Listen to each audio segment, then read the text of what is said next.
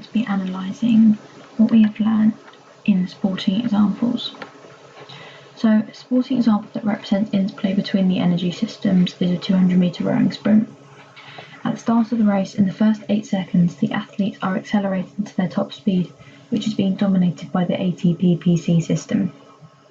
The fuel phosphocreatine produced in generating energy quickly contributes to the muscles in the arms to work forcefully in order to power the boat to move through the water. But because they are an anaerobic system, they fatigue very quickly, and after 8 seconds the muscles are nearly fully depleted. So now the athlete is working without oxygen, and so the anaerobic glycolysis system is now dominating the race. Within 20 seconds it is within full force, so the fuel is now glycogen, which also doesn't use oxygen. This helps the athlete to maintain their speed for a little longer and still perform to their maximum so they can maintain their position in the race. However, the production of hydrogen ions and lactic acid causes the performer to fatigue because they are not being released out the body at the demands of the race. So the athlete is now forced to stop performing at their maximum and use the aerobic system. For around 30 seconds, the aerobic system supplies the muscles with oxygen, so we can remove the H+ ions and use the stored glycogen in the muscles to generate the energy. This helps the performer finish the race in the best time so they can continue to push through and place well in the race. Even at the end of the race, all the systems are working and there's interplay between them, but the aerobic is working the hardest than the others in order to repay the oxygen debt and help the athlete to recover to avoid cramping and injuries.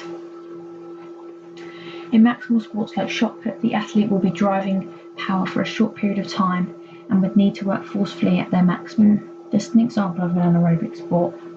The shot putter will be contracting the muscles of the arms in order to release the shot put through the air while performing the out of the back phase, where the weight is shifted onto the other side of the body in order to drive the power to produce the powerful force quickly to execute the shot.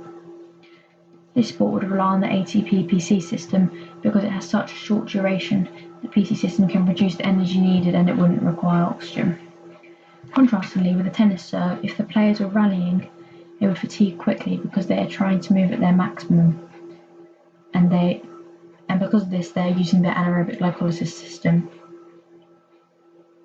But without oxygen, they cannot sustain the power, and therefore the rally ends, as one player rather misses the shot by hitting the net, or too much power is generated and the ball moves out of play. So by the aerobic system becoming more dominant, it allows the players to rally for a longer duration, which allows the other systems to replenish and resynthesize. So if there is a sudden change, for example, if the player hits a small shot or a really long shot, the other player may have to sprint in order to reach it, and this would rely on the fast glycolytic fibers being stimulated by either the ATP-PC or anaerobic glycolysis systems. And lastly, another example in a team sport is netball. This also demonstrates the interplay between the energy systems, and particularly the position of centre would show this due to the change in intensity on the court. The predominant system is the ATP-PC system, used when a centre, for example, is jumping to receive a pass from a teammate or sprinting for an interception. They will be using their ATP stored in their muscles to carry out the action, because it's accessible straight away. This is because it is a short burst of energy which requires maximum intensity, so the athlete can receive the ball accurately. But when the centre is sustaining this intensity for up to 40 seconds, the dominant system then becomes the anaerobic glycolysis system.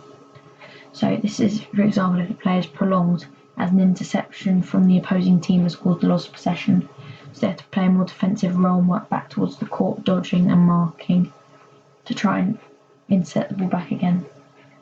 So alongside this, the majority of CP stored would have been depleted, so the anaerobic glycolysis system becomes more dominant.